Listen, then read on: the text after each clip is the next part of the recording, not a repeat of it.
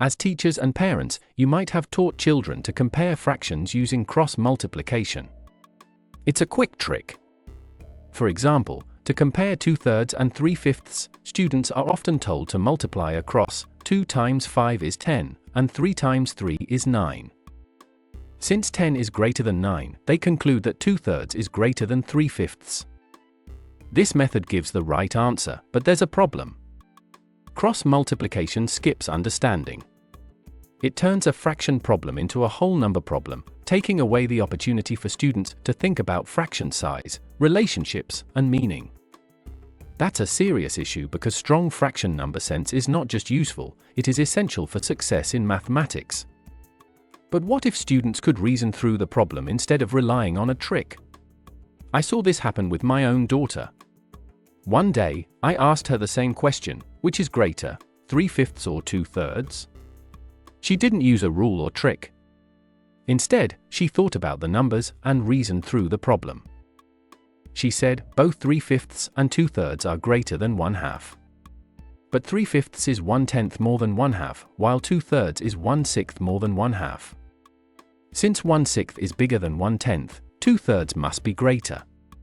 She didn't just get the right answer, she reasoned her way to it. Let's break down what made her thinking so powerful. First, she used benchmarking.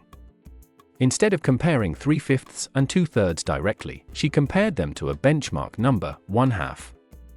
This shows she understands how fractions relate to familiar and useful benchmark numbers like half or 1. Second, she broke the fractions apart. She saw 3/5 as a 1/2 plus 1/10, and 2/3 as 1/2 plus 1/6. This is number decomposition, the ability to break numbers into meaningful parts. It allows students to compare, estimate, and reason flexibly. When they can take numbers apart and put them back together in different ways, they develop a deeper understanding of how numbers work. Third, she compared unit fractions. She knew 1/6 is larger than 1/10 because smaller denominators mean bigger pieces. She didn't need to convert the fractions or multiply across, she simply understood how fractions work. This is a key part of fraction number sense, recognizing the size of unit fractions and using that knowledge to compare. Finally, she used flexible thinking. Instead of following a memorized rule, she adapted her strategy to the problem, focusing on relationships rather than rigid steps. This kind of reasoning doesn't develop by chance. It develops through experience, through meaningful, visual exploration of fractions.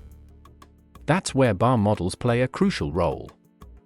By learning maths with visual tools, students don't just see numbers, they learn to decompose and compose them, and compare with ease.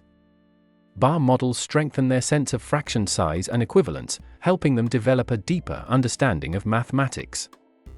This deep understanding should be our goal, not just quick tricks, but lasting number sense. Visual tools like bar models provide a powerful way to build that understanding. To learn more, check out our video series, Maths Mastery with Bar Models. Designed to make fractions and beyond easier and more intuitive.